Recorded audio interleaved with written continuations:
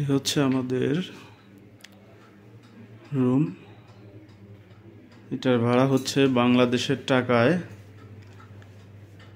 ৩৭০০ টাকা। টিভি আছে, এসি আছে, যদিও এসি এক্সট্রা চার্জ দিতে হবে।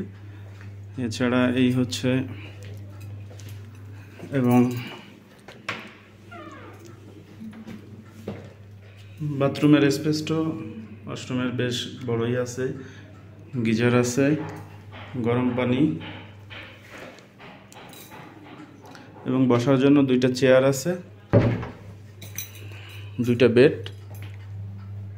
এই যদিও খুব বড় না, তবে বাংলাদেশের টাকা অনুযায়ী অনেক বেশি, প্রায় ৩৭০০ টাকা বাংলাদেশি টাকা।